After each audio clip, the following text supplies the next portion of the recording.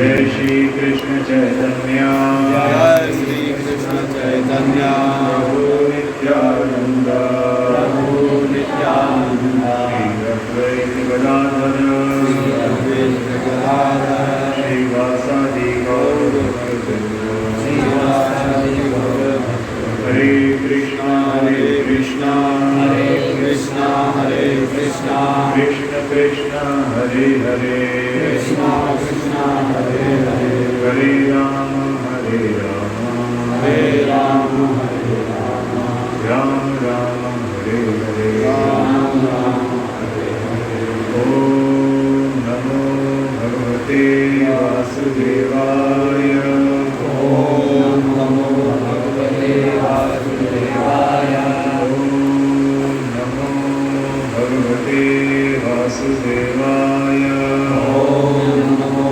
भगवते वासुदेवाय ओम नमो भगवते वासुदेवाय ओम नमो भगवते वासुदेवाय नारायणं नमस्कृत्य नरं चैव नरोत्तमं देवीं सरस्वतीं व्यासं ततो जयमुदीरये नष्टप्रायेषु भद्रेषु नित्यं भागवत सेवया भगवती उत्तमश्लोके भक्तिर्भवति नैष्टिकी कृष्णाय वासुदेवाय देवकी नन्दनाय च नन्दगोपकुमाराय गोविन्दाय नमो नमः।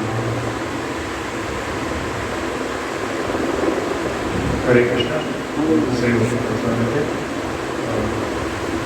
आज की कक्षा हम लोग भागवतम से चर्चा करने का प्रयास करेंगे।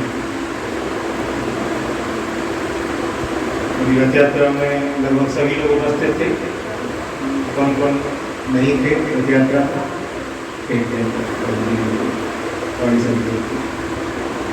रथ यात्रा में किस किस को अच्छा लगा, आनंद आया? हाथ खड़ा कर सकते हैं। मुझे अच्छा लगा, सभी को अच्छा लगा। क्या अच्छा लगा बताइए? फर्स्ट एक्सपीरियंस था ये मेरा रथ यात्रा का, पहले बार किया तो बहुत ही इंटरेस्टिंग मुझे बताइए। सब कुछ अच्छा लगा, बताइए।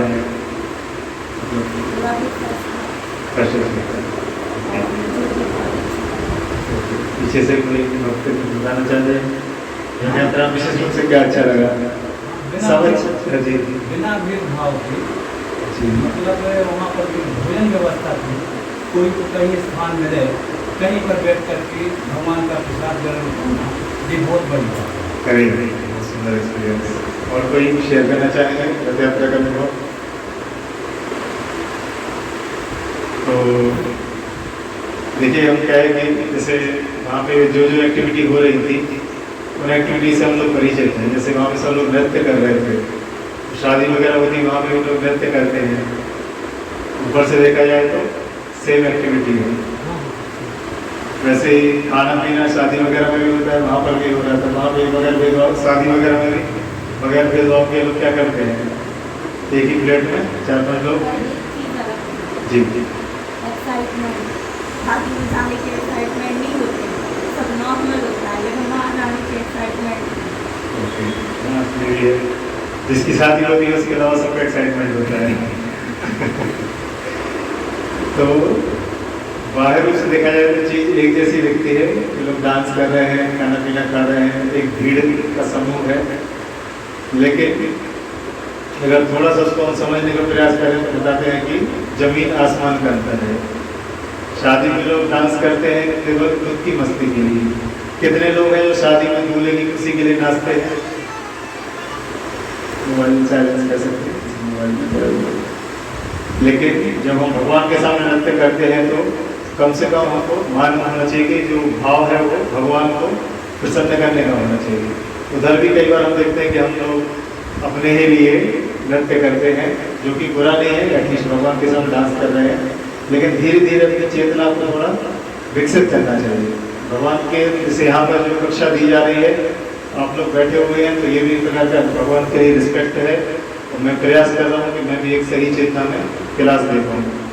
तो श्री चैतन्य महाप्रभु बोलते हैं, सिद्धांत जाने या सुनी, ना करे आलस, यह होते सर्व सिद्धि सुदृढ़ मानस। तो जब भी हम भक्ति करते हैं, भक्ति को लेकर क्या है कि कई लोग की कई प्रकार की धारणा होती हैं, लेकिन जब तक हम भक्ति के तत्वों को नहीं समझेंगे कि भक्ति के पीछे कितना एक गंभीर सिद्धांत है, तो फिर क्या होगा। जैसे अभी इसके पहले जहाँ पर सेंटर था वहाँ पर भी कुछ लोग आते थे, और अभी यहाँ पर वो नहीं आ पा रहे हैं। कहीं ना कहीं समस्या क्या रहती है कि हम थोड़ी सी भी कठिनाई लेना नहीं चाहते।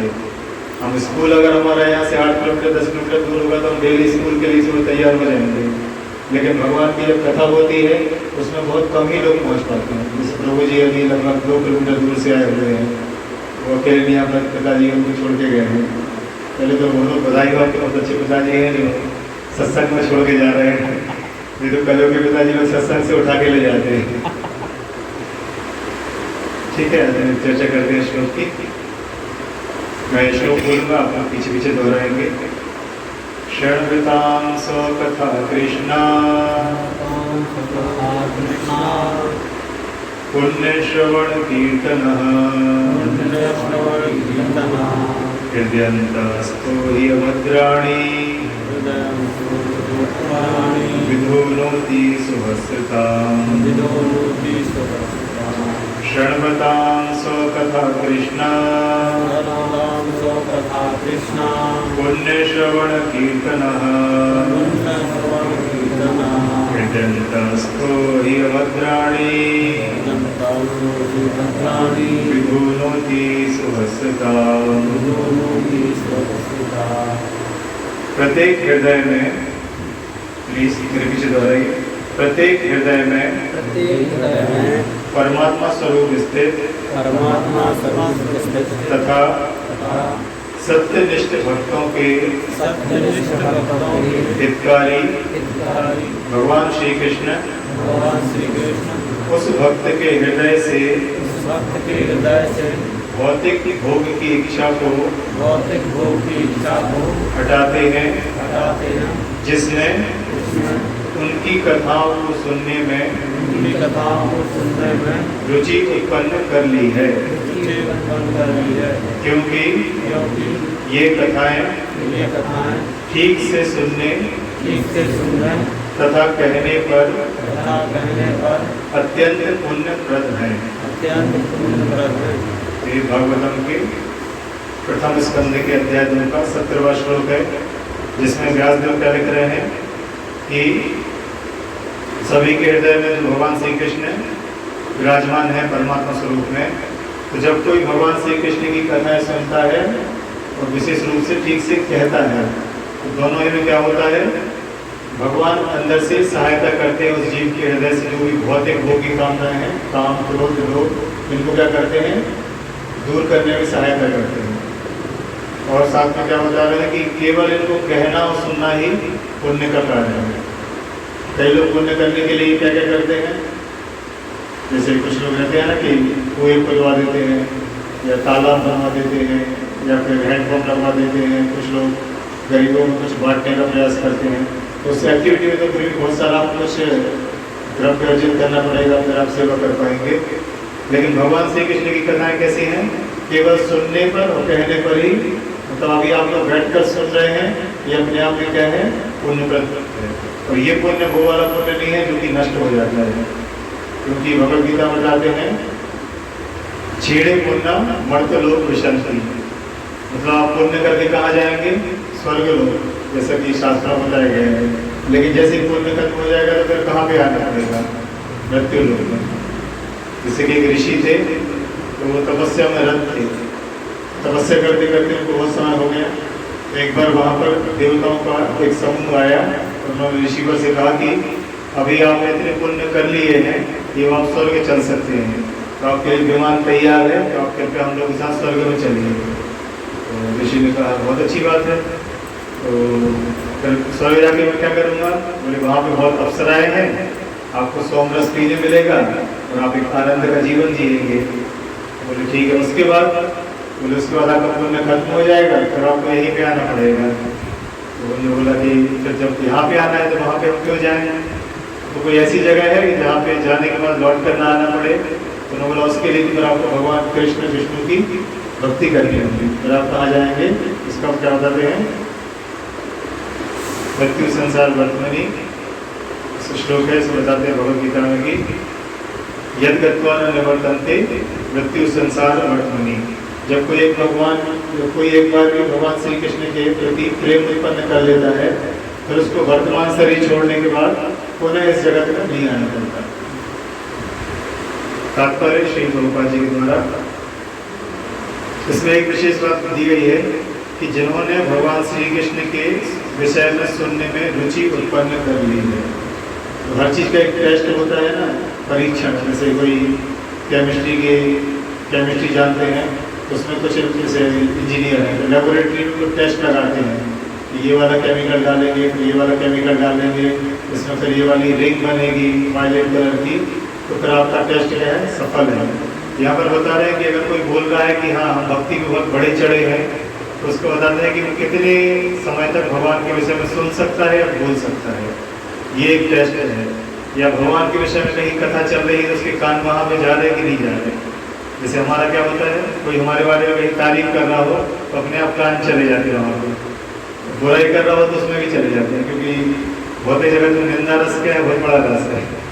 4 लोग बताते हैं ना कि शाम को एक साथ गड़ जाते हैं, फिर पूरी दुनिया की शहर की सब अच्छा बताते हैं। जैसे अभी मैं उस समय के लिए बाहर गया था अपने एक रिलेटिव के यहाँ पे, तो उनका प्रतिदिन का नियम है सुबह उठ के पूरा 1 घंटे वो अखबार पढ़ते हैं, न्यूज़पेपर, और उस बीच में उनको कोई डिस्टर्ब नहीं होना चाहिए। उनके खुद के छोटे छोटे बच्चे हैं, वो भी डिस्टर्ब नहीं करने चाहिए। तो मैं उनको देख के सोच रहा था कि इतने अच्छे से मैं प्रभुपाद की पुस्तक नहीं पढ़ पाता, बिल्कुल पिन ऑफ साइलेंट। और नॉलेज बहुत है, लेकिन बात यह है कि इस नॉलेज को करना क्या है, किस शहर में किस देश में क्या चल रहा है। महाराज बताते हैं, परम पूज्य भक्ति प्रेम महाराज, कि आपको जो न्यूज आपके लिए जरूरी है वो आप तक पहुंच जाएगी। इसके लिए आप बहुत ज़्यादा प्रयास मत करिए कि हमको व्हाट्सएप में ये वाला पूरा सब ग्रुप ज्वाइन करना है, हमको सारी इन्फॉर्मेशन होनी चाहिए, प्रचार में महान सहायता मिलेगी। ये सब एक प्रकार का बताते हैं कि माया की चाल होती है, धीरे धीरे कैसे वो भक्तों को आपको दूर कर देगी। बताते हैं कि गौरव प्रभु बता रहे थे कि विशेष रूप से इंटरनेट मोबाइल आने के पहले भक्तों के बीच में कंपटीशन होता था, कौन प्रभुपाद की पुस्तकें ज़्यादा पढ़ेगा। लोग बैठे रहते थे दूर दूर अलग अलग कमरों में, तो कोई एक बुक पढ़ रहा है, फिर जो पढ़ते थे वो डिस्कस करते थे। जब से अभी मोबाइल आया है तभी तो हरे कृष्णा भी होता है तो एक उंगली बाहर रहती है, तो वो मोबाइल पे से चलती रहती है, हरे कृष्णा कृष्णा कृष्णा हरे हरे, कहीं रुक जाता है।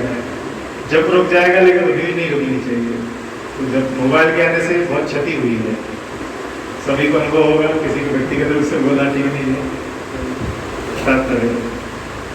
भगवान श्री कृष्ण की कथाएं उनसे अभिन्न हैं, अतएव जब भी अपराध रहित होकर श्री भगवान के बारे में श्रवण तथा उनका गुणगान किया जाता है तो यह समझना चाहिए कि वहाँ पर भगवान श्री कृष्ण दिव्य शब्द के रूप में उपस्थित हैं, जो साक्षात श्री भगवान के समान ही शक्तिमान है।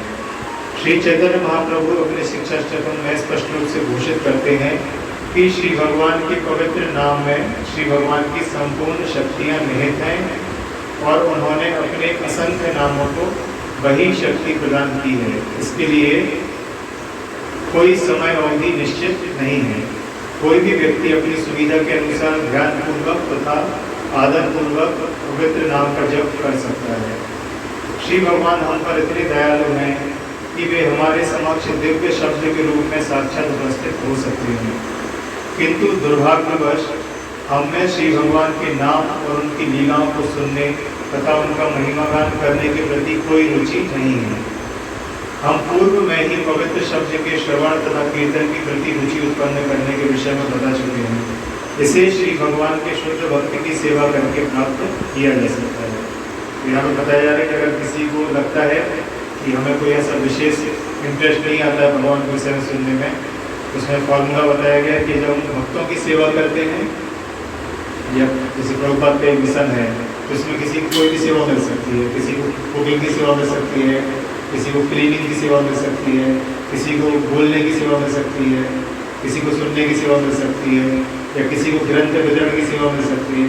तो ये सभी सेवाएं अपने आप में क्या है, दिव्य है। तो जब हम इनको करेंगे तो अपने आप क्या होगा, तो रुचि विकसित होगी। श्री भगवान अपने भक्तों के साथ परस्पर आदान प्रदान करते हैं। जब श्री भगवान देखते हैं कि भक्त उनकी दिव्य सेवा में प्रवेश पाने हेतु निष्ठा से तत्पर है और फलस्वरूप उनके विषय में सुनने का इच्छुक है, तो वे भक्त के अंदर से इस प्रकार से कार्य करते हैं कि भक्त उनके पास सरलता से वापस चला जाए। श्री भगवान हमारी अपेक्षा अधिक उत्सुक हैं कि हम उनके पास वापस जाएं। तो बहुत ही सुंदर बात लिखी है यहाँ पर, इसलिए प्रभुपाद की पुस्तकें पढ़ना आवश्यक है, क्योंकि हम जो भी बोल रहे हैं वो सब प्रभुपाद के ही वचन को दोहराने का प्रयास कर रहे हैं। इसमें क्या बता रहे हैं कि अगर हम भक्ति कर रहे हैं तो एक्चुअली ये नहीं है कि हम बहुत सारे श्लोक आगे सुना देंगे या अपने विद्वान में जो थोड़ा बहुत कुछ जानते हैं उसको बताने का प्रयास है। भक्ति में प्रचार मतलब ये होता है कि आपको जो भी थोड़ा सा लाभ मिला है उसको जाकर आप दूसरों को बताने का प्रयास करें, यही प्रचार है। क्योंकि आप बहुत सारे श्लोक सुना भी देंगे और उस व्यक्ति का कुछ भी समझ में नहीं आया तो फिर बीच में अनुभव हुआ है हमें तो उसके घर से बेहतर है। और दूसरा बता रहे हैं कि हर व्यक्ति के साथ भगवान का एक संबंध है।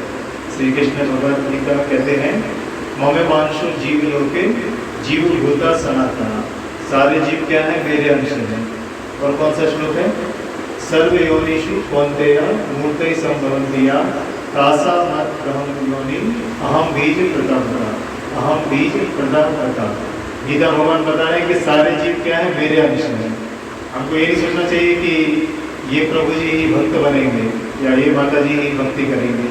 भगवान का सबके साथ अलग अलग यूनिक संबंध है और उस संबंध को कैसे रिवाइव कर सकते हैं, भक्ति के माध्यम से। तो यहाँ पर बता रहे हैं कि भक्ति के अंदर से इस प्रकार से भगवान कार्य करते हैं कि भक्त उनके पास सरलता से वापस चला जाए। और दूसरा पॉइंट इसमें जो इम्पोर्टेंट आया है कि भगवान हमसे ज़्यादा उत्सुक हैं। विशेष रूप से जो जगन्नाथ जी की रथ यात्रा है वो ये सूचित करती है कि भगवान जीवों के प्रति कितने दयालु हैं। क्योंकि सामान्यतः क्या होता है, जो भगवान के श्री विग्रह होते हैं वो कभी मंदिर से बाहर नहीं ले जाए जाते, तो अपराध है एक प्रकार का। केवल जो छोटे विग्रह होते हैं जिनको उत्सव विग्रह बोलते हैं, जैसे आप कभी मंदिर जाएंगे भगवान के मूल विग्रह होते हैं और नीचे एक छोटे से विग्रह रखे रहते हैं। तो कभी कुछ रहता है, जैसे मान लो एक होता है बोट फेस्टिवल, उसमें भगवान को नाव में बैठ के थोड़ा से घुमाते हैं, तो वो लेकिन उत्सव विग्रह होते हैं। लेकिन जगन्नाथ जी इतनी कर मालूम है कि वो स्वयं ही मूल विग्रह है, रथ में विराजमान हो गए और अपनी बड़ी बड़ी आंखों से सबको देखने के लिए आते हैं। कई लोग बोलते हैं कि हम जाके भगवान के दर्शन कर लिए। एक्चुअली मंदिर जाने का उद्देश्य ये रहता है कि भगवान हमको देख लें, हम भगवान को क्या देखेंगे। कभी कभी लोग भगवान के दर्शन करने आते हैं और बाहर में भक्त बोलते हैं कि भगवान कौन सी ड्रेस पहने, और ये तो नहीं देख पाएंगे, तो भगवान के दर्शन कैसे कर लिए। जैसे सूरदास जी का स्टोरी आता है कि सूरदास जी का सबको मालूम है, सूरदास जी के नेत्र नहीं थे, लेकिन जब भगवान फिर भी वो भगवान के दर्शन करने जाते थे तो बाहर आके उनका गुणगान करते थे। और जो सुनते थे उनको लगता था कि ये देख तो पाते नहीं है, इनको कैसे पता चलता कि भगवान आज ये पहने ये पहने। तो एक बार पुजारी लोग ने थोड़ा सा चेष्टा किया कि उन्होंने भगवान को वस्त्र पहना ही नहीं, तो सूरदास जी आए और देख के बहुत जोर से हंसने लगे। तो समझ गए कि एक्चुअली में उनके नेत्र कुछ अलग प्रकार के हैं, दिव्य नेत्रों से भगवान के दर्शन कर रहे थे। फिर उन्होंने गाया है ना, आज मैंने देखे हरि नंगम नंगम। एक्चुअली मुझे एक्सप्रेशन याद नहीं था, उन्होंने गाया है ऐसा ही गाओ जो तो आज देखो हरि। किंतु जो भी कोई भगवत धाम वापस जाना चाहता है, भगवान श्री कृष्ण सब प्रकार से उसकी सहायता करते हैं। तो कभी भी हमको ये नहीं सोचना चाहिए कि हम भगवान के धाम वापस कभी जा पाएंगे कि नहीं जा पाएंगे, क्योंकि भगवान स्वयं चाहते हैं कि हम उनके वापस जाएं, इसलिए वो हमको इतना आयोजन करके दे रहे हैं।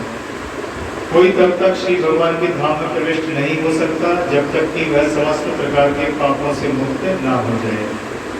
भौतिक पाप हमारे द्वारा भौतिक प्रगति पर प्रभुत्व करने की इच्छाओं के फलस्वरूप उत्पन्न होते हैं। ऐसी इच्छाओं से पिंड छुड़ा पाना बहुत कठिन है। भक्त के लिए भगवत धाम वापस जाने के मार्ग में कामनी तथा कंचन बहुत मुख्य बाधाएं हैं।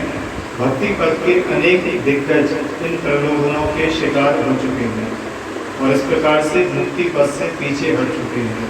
किंतु जब स्वयं भगवान श्री कृष्ण किसी मनुष्य की सहायता करते हैं तो भगवत कृपा से संपूर्ण प्रक्रिया सुगम बन जाती है।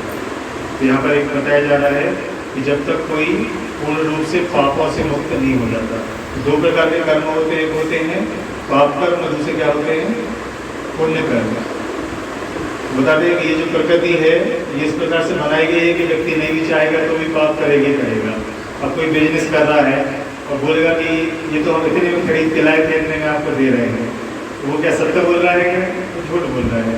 लेकिन वहाँ पर शास्त्रों में चूंकि थोड़ी सी एक गुंजाइश रहती है, बताते हैं कि बिजनेस में थोड़ा झूठ बोलना चल जाएगा, नहीं तो व्यक्ति बिजनेस नहीं कर पाएगा।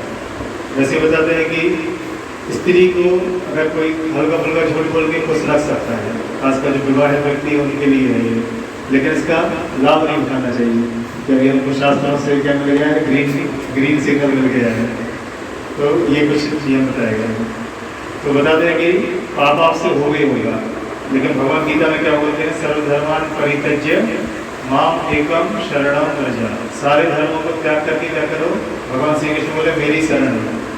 भले ही 33 कोटि देवी देवता हैं, 33 करोड़ बोल सकते हैं, लेकिन कोई भी देवता के लिए अच्छे से नहीं बोल पाता कि आप सब छोड़ के मेरी शरण में आ जाओ।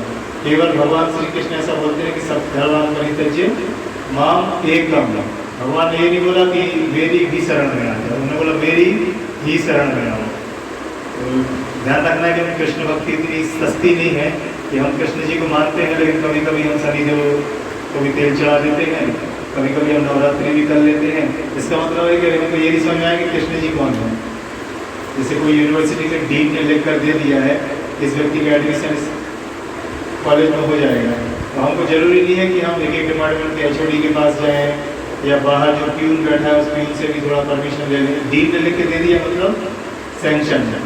तो वैसे भगवान बोले सर्वधर्मान परित्यज्य माम एकम शरणम व्रज। कोई बोलेगा ठीक है हम सब छोड़ के शरण में चले जाएंगे, लेकिन फिर हमारा जो चीज़ें छोड़ दी हैं उसका तो हमको पाप लगेगा। भगवान बोल रहे हैं दूसरी लाइन क्या है, अहम काम सर्व पापेभ्यो मोक्षयिष्यामि मां शुचा। मैं तुम्हें समस्त पापों से मुक्त कर दूंगा। और मां शुचा, डरो मत।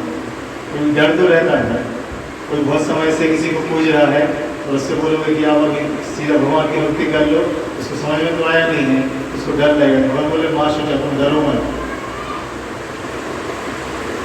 भक्ति पथ के अनेक दिग्गज प्रलोभनों के शिकार हो चुके हैं और इस प्रकार से मुक्ति पथ से पीछे हट चुके हैं, किंतु जब स्वयं श्री भगवान किसी मनुष्य की सहायता करते हैं तो भगवत कृपा से संपूर्ण प्रक्रिया सुगम बन जाती है। बताते हैं कि जो भौतिक जगत है ये एक समुद्र की तरह है। समुद्र को सभी ने देखा होगा, सीधे जाके नहीं देखा होगा, कुछ यूट्यूब पे देखा होगा, कुछ फोटो देखी होगी। समुद्र को पार करना आसान है कि कठिन है? कठिन है। कोई बहुत अच्छा तैराक हो, अच्छे से तैर लेता हो तो समुद्र पार कर जाएगा? नहीं करेगा, नहीं कर पाएगा। लेकिन अगर उसी समुद्र में एक अच्छी बोट मिल जाए आपको, तो साथ में बोट चलाने वाला एक कैप्टन मिल जाए और साथ में हवा भी ऐसी चले जो कि आपको जो थपेड़े लगते हैं हवा के वो ना लगे, तो फिर समुद्र पार किया जा सकता है, किया जा सकता है। वैसे ही बता रहे हैं कि जो भगवान श्री कृष्ण की शरण ले लेता है तो समुद्र कितना हो जाता है। भागवतम में उदाहरण आता है कि गाय का जो बछड़ा होता है, बछड़े के पैर कितने होते हैं, छोटे छोटे होते हैं, खुर में जितना पानी जो मिट्टी पे चलते हैं तो खुर के चिन्ह बन जाते हैं, उसमें जो पानी भरा रहता है उसको पार करना कठिन है कि आसान है? छोटा बच्चा भी पार कर लेगा। तो भागवतम में यही उदाहरण देके बताते हैं कि समुद्र जो है वो कैसे हो जाएगा, फुटप्रिंट ऑफ पाप, गाय के बछड़े के चिन्ह उतना हो जाएगा। यहाँ पर प्रभुपाद जी यही लिख रहे हैं कि यह कार्य कठिन है, किंतु जब भगवान श्री कृष्ण स्वयं मनुष्य की सहायता करते हैं तो भगवत कृपा से संपूर्ण प्रक्रिया सुगम बन जाती है। कलयुग में सबसे बड़ी सहायता क्या कर दी भगवान ने? कोई योग्यता नहीं, जैसे प्रभु जी बता रहे थे कि कोई ज़्यादा योग्यता जाति ये सब नहीं देखा, सबको उनको प्रसाद मिल रहा था। वैसे ही भगवान ने एक और प्रसाद दिया है, अपना नाम अमृत का प्रसाद।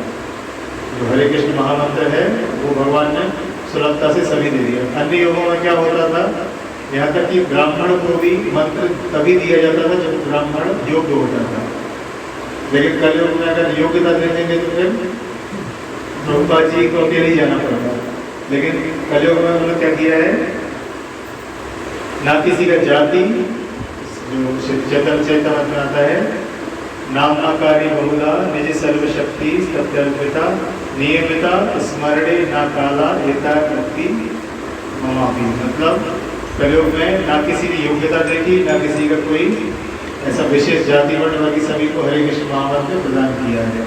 तो हरे कृष्ण मंत्र करना कठिन नहीं है। हरे कृष्णा कृष्णा कृष्णा हरे हरे, हरे राम राम राम हरे हरे। तो इस मंत्र को आप बैठ के जप कर सकते हैं, इस मंत्र का साथ में मिलकर कीर्तन कर सकते हैं, इस प्रकार से कर सकते हैं। अभी यहाँ से रथ यात्रा के समय में देख रहा था, रथ यात्रा से लौटा घर पे, तो सामने से जगन्नाथ जी की रथ यात्रा निकल रही थी। तो हमारे घर पे भी कुछ लोग थाली लगा के रखे हुए थे, तो वो माचिस जला रहे थे, रथ निकला जा रहा था। तो मेरे को देख के तुरंत प्रभुपाद जी का स्मरण हुआ कि एक बार एक माता जी पूजन करने के लिए तैयार थी, लेकिन माचिस ही नहीं जल रही थी। प्रभुपाद जी तुरंत क्या बोलते हैं, इसलिए बोलता हूँ कि ये योग है केवल हरिनाम के लिए है, ना पूजन अर्चन होगा, ना यज्ञ होगा, ना हवन होगा, केवल क्या करना है, हरिनाम कीर्तन करना है। लेकिन साथ में इसमें कुछ कोई अच्छी चीज़ मिलती है तो साथ में कुछ कंडीशन अप्लाई होती है। जैसे जब कुछ हमारा मोबाइल का ऑफर आता है रिचार्ज का, कुछ कंडीशन अप्लाई होती है कि इतने समय में ये एंड हो जाएगा, या रात में इसका चार्ज कम लगेगा, दिन में ज़्यादा लगेगा। बता रहे हैं कि जो भक्ति कर रहे हैं उनके लिए दो चीज़ों से सावधान रहना पड़ेगा, एक तो कंचन, दूसरा काम नहीं, अनावश्यक धन और अनावश्यक संबंध। इनमें अगर कोई आकर्षित होगा तो फिर क्या होगा, उसका पतन होने के चांस है, मतलब भक्ति से विमुख हो जाएगा। तो कामनी तथा कंचन के संसर्ग में आकर मन का अशांत होना कोई आश्चर्य की बात नहीं है, क्योंकि प्रत्येक जीव लंबे समय से व्यवहारिक दृष्टि से अनादिकाल से ऐसी वस्तुओं से जुड़ा है, और इस अपरिचित प्रकृति से छुटकारा पाने में समय लगता है। तो थोड़ा समय लगेगा, ऐसा नहीं है प्रभु जी हम 2 हफ्ते से लगातार आ रहे हैं लेकिन मन नहीं लग रहा है ना, थोड़ा समय लगेगा। जब डॉक्टर के यहाँ जाते हैं तो डॉक्टर कुछ दवाई देता है, साथ में कुछ परहेज भी करता है। अब दोनों चीज़ों को करोगे तो कुछ समय में तबीयत ठीक होने लगेगी। किंतु यदि कोई श्री भगवान के यश का श्रवण करने में जुट जाता है तो धीरे धीरे उसे अपनी वास्तविक स्थिति की अनुभूति हो जाती है।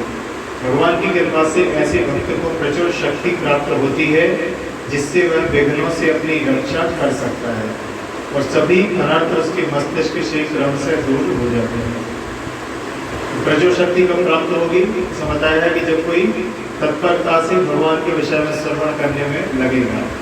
जैसे सामान्यतः देखा गया है कि जिनकी इम्यूनिटी क्या बोलते हैं हिंदी, प्रतिरक्षा, जिनकी बॉडी की इम्यूनिटी वीक होती है उनको ज़्यादा बीमारी अटैक करती है। आए दिन सर्दी हो जाती है, आए दिन कोई जुकाम, आए दिन बुखार आ जाता है। क्यों?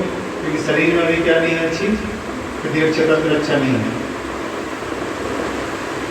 इसलिए वो जिनको फिर अलग से विटामिन की टैबलेट देते हैं, कुछ टॉनिक लिखते हैं कि पहले तुम्हारे शरीर में शक्ति तो आए, उसके बाद फिर तो वैसे ही जो जितना आध्यात्मिक रूप से कमजोर होगा उतना ही उसके अंदर क्या रहेगा, ज़्यादा क्रोध ज़्यादा रहेगा, लालच ज़्यादा रहेगा, दूसरों से लड़ने की टेंडेंसी ज़्यादा रहेगी, क्योंकि आध्यात्मिक रूप से क्या है, अपने इमोशंस को मैनेज नहीं कर पा रहे हैं। ऐसा एक अनुभव हुआ, घर पे हमारे जो भक्ति करते हैं तो प्रसाद बना रहे थे, कुकिंग कर रहे थे, तो पानी से भरा हुआ जो जार था वो पूरा एकदम से, जार नहीं बोलेंगे क्या बोलते हैं उसको, गंजे बोलते, वो गिर गया। वो गिरा भी तो कैसे गिरा, सीधा ऐसा खड़ा सीधा गिरा और अंगूठे पे जाके गिरा। तो मैं सोच रहा था कि अगर ये व्यक्ति भक्ति से नहीं जुड़ा होता तो पूरा घर यहाँ पे बैठा हुआ था, क्योंकि कट लग गया। लेकिन भक्ति से जुड़ा है तो मैं देख रहा था कि वो जार सीधा नहीं गिरा। ये मैं स्टोरी नहीं बना रहा हूँ, उसके पहले एक चीनी मिट्टी का कुछ रखा था तो पहले उस पर गिरा। बताते हैं कि कई लोग बोलते हैं कि आप लोग भक्ति कर रहे हैं पर आप लोगों की तो समस्या आती है, पर कहीं ना कहीं भगवान की कृपा से वो समस्या थोड़ी कम हो जाती है। लेकिन अगर ये भगवान से अपने जुड़े रहेंगे तो फुल फॉर्म में समस्याएं हैं। तो अगर उसको ऐसे देख सकते हैं, नहीं तो ये बोलेंगे कि हम जब भी कर रहे हैं हमारे साथ वैसा भी हो रहा है। तो वर्तमान समय में हम देख सकते हैं कि छोटे बच्चे नहीं, बड़े बड़े लोग इमोशंस को मैनेज नहीं कर पा रहे हैं। घर में थोड़ा सा कुछ होता नहीं है कि आवाधामी बन जाती है। जिनको सबको संभालना चाहिए वो खुद ही बिखर जाते हैं, तो बाकी लोग कौन संभालेगा। इसमें मतलब कई बार क्लास बताता हूँ कि माता पिता को बच्चों का हीरो होना चाहिए। बच्चों को हीरो के लिए बॉलीवुड की जरूरत न पड़े। घर पे ही माता पिता का आचरण ऐसा हो कि कुछ भी हो तो उसको लगे कि हाँ पिताजी इसमें कैसे एक्ट करते हैं या माँ कैसी एक्ट करती है। लेकिन वर्तमान समय में क्या है, किसी कोई ट्रेनिंग सिस्टम नहीं है, नेचुरली सब चल रहा है, तो बच्चों को भी फिर गलत हीरो बना लेते हैं। जैसे अभी आजकल मूवीज आ गई हैं, बहुत अभी कोई फेमस मूवी आई थी रईस, तो उसमें जो किरदार निभाया गया वो एक माफिया डॉन जो है उसका किरदार निभाया गया। अब बताइए जो लोग देखने जाएंगे वो किस चीज़ से इंस्पायर होंगे, क्या इंस्पायर होंगे? वो यहाँ डॉन बनना चाहिए लेकिन अच्छा काम भी करना चाहिए। वो डॉन है लेकिन थोड़ा दान वान भी कर दे रहा है, तो ऐसा उसको बताएगा कि नहीं डॉन सारे बेकार नहीं होंगे। या फिर जो IAS है वो मतलब बुरे काम नहीं करते, कुछ मजबूरी हो वो आतंकवादी लड़ गए हैं, तो ये चीज़ प्रमोट की जा रही है बॉलीवुड के माध्यम से। तो वर्तमान समय में प्रभुपाद जी ऐसे बोलते थे कि कृष्णा कॉन्शियसनेस इज इमरजेंसी। जो प्रचार है ये कोई शौक के लिए नहीं है, ये ऋषियों का आचार का हमारे ऊपर ऋण है कि हमको जो मिल रहा है, भले धर्मों की आबादी इतनी ज़्यादा होगी लेकिन आप लोग कुछ विशेष होंगे क्योंकि इस परंपरा में आप लोग को मतलब ऐसी प्रेरणा हो रही है कि आप लोग यहाँ पे आ रहे हैं। नहीं तो रविवार का टाइम है, संडे का कहाँ जाएंगे? विशाल मेगा मार्ट, जटाशंकर और भी कई जगह हैं जाने की, लेकिन आप लोग फिर भी यहाँ पर आ रहे हैं, तो उसका अभी लाभ उठाइए। और मेरा निवेदन ये है कि प्रभुपाद ग्रंथ को पढ़िए। केवल जब करते रहेंगे तो लंबे समय तक कई बार नहीं चल पाता।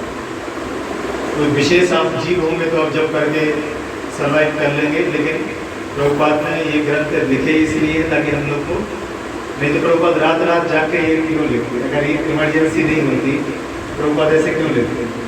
अगर भगवद गीता इमरजेंसी नहीं होती तो दो पार्टी युद्ध के लिए तैयार है, उधर कौरव उधर पांडव, बीच में अर्जुन बैठ के भगवद गीता सुन रहे हैं, तो क्या है इमरजेंसी है कि नहीं है?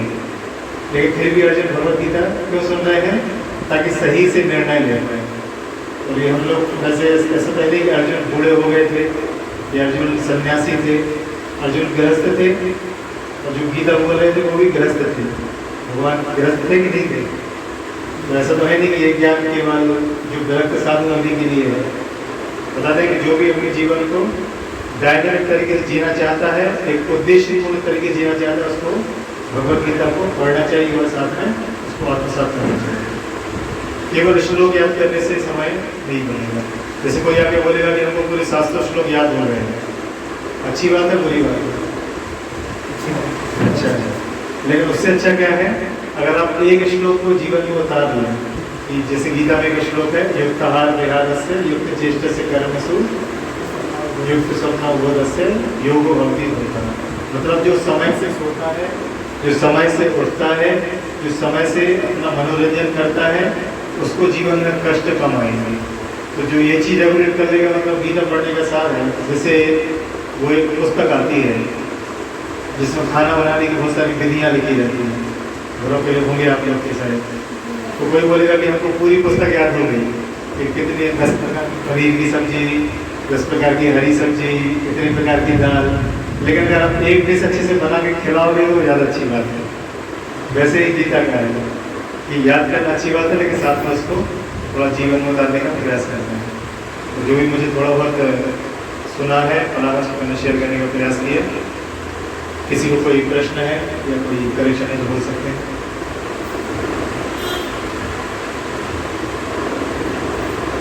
हरे कृष्ण। हरे कृष्णा। चलिए अच्छा, क्लास से कोई 2 पॉइंट जो कि अच्छे लगे, सीखने मिले। पहले माता जी लेडीज फर्स्ट, क्लास में से क्या अच्छा लगा सुनकर?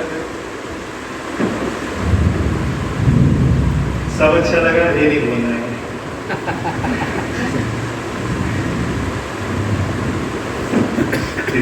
तो पहले प्रभु जी बताइए, तो माता जी सोच रहे हैं प्रोसेस वर्किंग।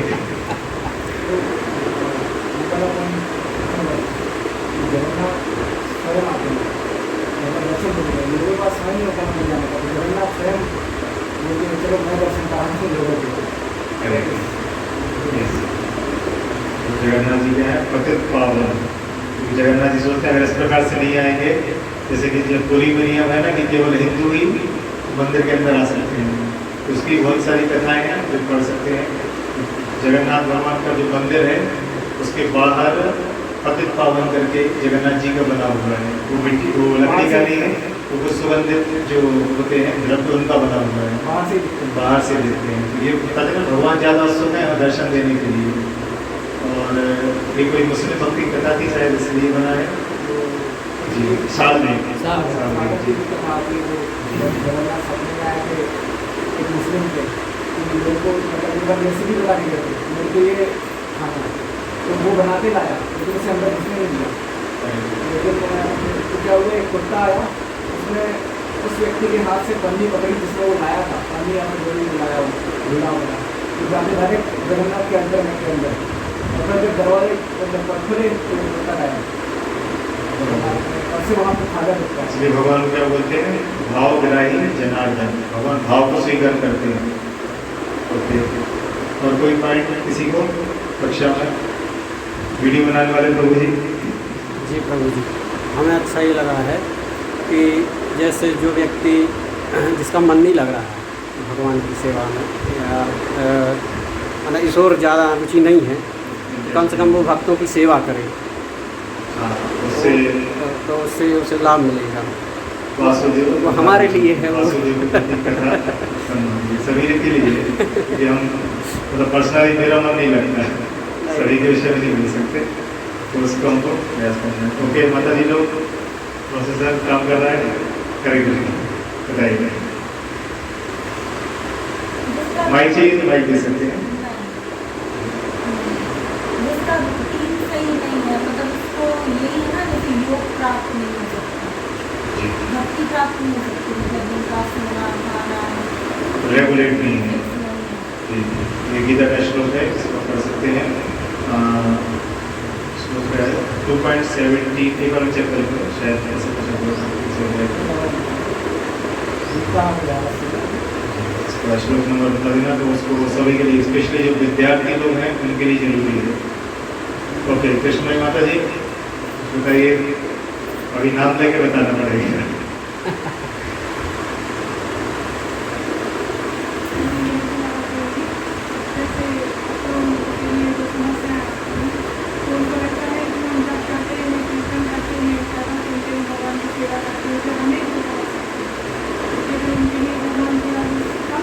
डिस्काउंट कर देते हैं, कंसेशन में कम कर देते हैं।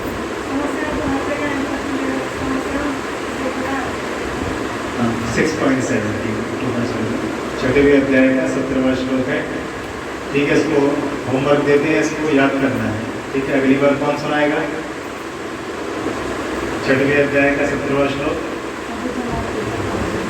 मानसी माता जी, और नहीं सुनाएंगे? अच्छा, ठीक है, थैंक यू। जब हो गया जब करो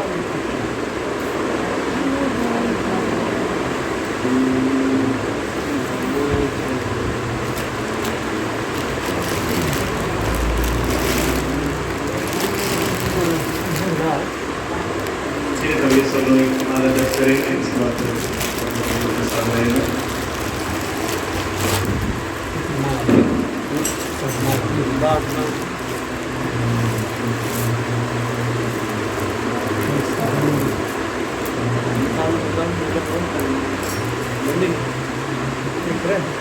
आज हमारे बीच में नए भक्त हैं, मतलब जो पहली बार यहाँ पे आए हैं, निखिल प्रभु।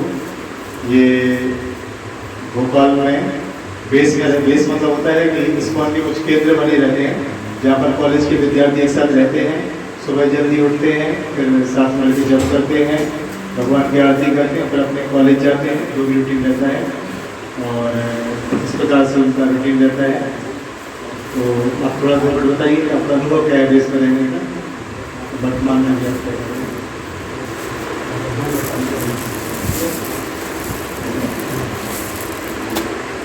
हरे कृष्ण। हरे कृष्ण। दंडवत प्रणाम कर लो। दंडवत प्रणाम। तो मैं एक्चुअली बेस में रहता था। तो ट्रुथफुली बताऊँ, मैं एक बहुत ही पैशनेट व्यक्ति हूँ। पैशनेट मतलब रजोगुणी व्यक्ति हूँ।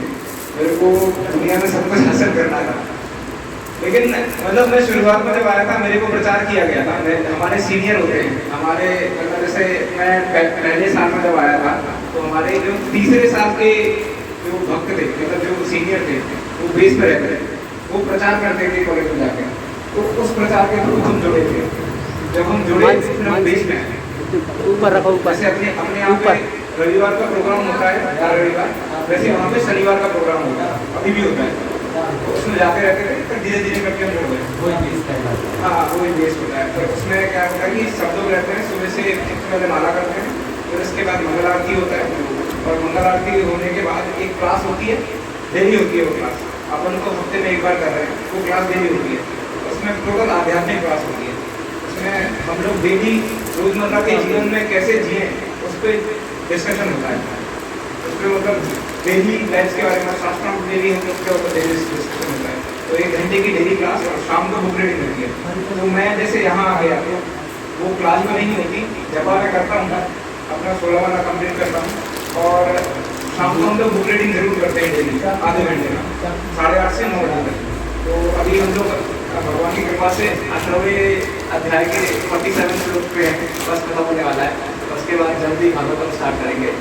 तो अभी तक ये रहा। आपको बेस में आने के पहले वर्तमान डिफरेंस के लिए तो एक्चुअली मैं वही बता रहा था कि मैं बहुत ही रजोगुणी व्यक्ति हूँ। रजोगुणी मतलब मैं मतलब 1.5 साल पहले अगर आप मेरे से मिलते ना, तो मेरे को ये भी हासिल करना था, नहीं था, नहीं था, मतलब हाँ सॉरी, मेरे अंदर ये था कि ये भी हासिल करना है, वो भी हासिल करना, सब हासिल करना है सबको। लेकिन सबको एक्चुअली, और इसकी वजह से क्या होता था कि सेवा मिलती थी बेस में रहते हैं ना व्यक्ति जब, तो सेवा मिलती है कि ये सेवा है, वो सेवा है। उससे क्या होता है कि हमारा जो अहंकार होता है ना, मिथ्या अहंकार, वो जाता है। और जब वो जाता है तब हमारी भक्ति बढ़ती है। तो वास्तविकता में क्या है, भगवान ने हमें यहाँ जन्म दिया, तो हमारे अंदर मिथ्या अहंकार भी भरा। क्यों? ताकि हमें मतलब ऐसा लगे कि हम ही अपने मतलब हम अपने जीवन जीने के लिए स्वतंत्र हैं, राइट। तो जब मैं वहाँ गया था, तो मुझे सेवा मिलती थी, मैं मना कर देता डायरेक्ट। मतलब 1.5 साल पहले मुझे सेवा दी जाती थी, मैं डायरेक्ट मना कर देता। और आज मेरे को कोई भी सेवा दी जाती है, उसको मैं 100% पूरा करता हूँ। मेरे प्रभु जी तक मेरे से कहते हैं कि अजय प्रभु आप तो गजब चेंज हुए। तो ये महिमा उनकी नाम करने से क्या होता है, जब आप जपा करते हो ना, तो उससे अपने आप आपके अंदर की जो इतने जन्मों की गंदगी है, वो अपने आप बाहर निकलती है, और आपका अहंकार बिल्कुल खत्म हो जाता है, और आप भक्ति में अग्रसर होते हैं। तो इसलिए आप जपा करें, ज़्यादा से ज़्यादा सेवा करें, उससे अहंकार नष्ट होता है, उससे हमारे अनर्थ जाते हैं, कई जन्मों के जो भरे रखे हैं, जो कि हमें भक्ति नहीं करने देते हैं, और जो कि हमें भगवान से दूर रखे हुए हैं। अगर आप जपा करेंगे और सेवा करेंगे, उससे आपका उद्धार हो जाएगा। पर्सनली ये रियलाइज किया मैंने। तो अभी मैं पैशनेट हूँ, लेकिन अभी मैं सत्वगुणी और रजोगुणी दोनों को बैलेंस करके रखा हूँ। तो पहले क्या था, पैशनेट बहुत ज़्यादा था, और पैशनेट मतलब रजोगुणी बहुत ज़्यादा था। मेरे को ये भी करना था, वो भी करना था, वो भी करना था, सब करना था। लेकिन उसके कारण मेरे को क्या होता था, एंजाइटी होती थी। एंजाइटी मतलब कुंठा, चिंता, कुंठा, ये सब रहती थी, स्ट्रेस में रहता है। लेकिन जब से रजोगुण और सत्वगुण दोनों बैलेंस हो गया ना, तो समझ पाता हूँ कहाँ पे रजोगुणी होना है, कहाँ पे सत्वगुणी होना है। That is the thing. मतलब ये पर्सनली मैंने रियलाइज किया है।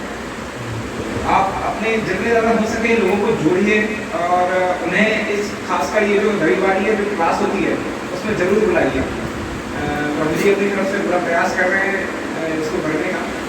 और एक्चुअली अगर आप नए लोगों को नहीं जोड़ेंगे तो वो एक प्रॉब्लम है, वो भटकेंगे फिर, क्योंकि माया बहुत ताकतवर है, और दिन पे दिन वो ताकतवर होती जा रही है। दिन पे दिन नई नई चीज़ें आ रही हैं। ये देखो स्मार्टफोन आ गया, ये आ गया, हाथों में टेक्नोलॉजी शख्स से एक मिनट पे।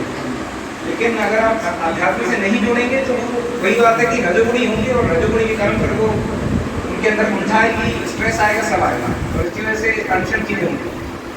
वास्तविकता में भगवद गीता भगवान 5 दोनों में कह रहे हैं कि भोक्ता नाम यज्ञ करता हूँ सर्वलोका महेश्वर सुहृदम सर्वभूता नाम ज्ञात्वा माम शांति मिलेगी। इस दुनिया में शांति तब ही आ सकती है जब सारी दुनिया कृष्ण भावना भावित हो जाए। अगर कृष्ण भावना भावित नहीं होगी तो शांति आना असंभव है। जैसे हम देखते हैं कि मतलब पूरी दुनिया में कितने प्रयास हो रहे हैं, यूनाइटेड नेशन ये नेशन बना रहा है, वो नेशन बना रहा है, फिर भी लड़ाइयाँ चल रही हैं, फिर भी इंडिया पाकिस्तान को परेशान करता रहता है, पाकिस्तान इंडिया को परेशान करता रहता है, IS है, ये यूक्रेन रशिया की युद्ध चल रहा है, क्यों चल रहा है? अगर यूनाइटेड नेशन बनाने से शांति आ सकती तो आ जानी चाहिए ना, लेकिन फिर भी नहीं आती। क्यों नहीं आ रही है? क्योंकि वास्तविकता में हम भगवान से ग्रह हो गए। तो ये भगवद गीता का सार है कि भगवान के प्रति सरेंडर कर दो, फिर देखो चीजें कैसे करो।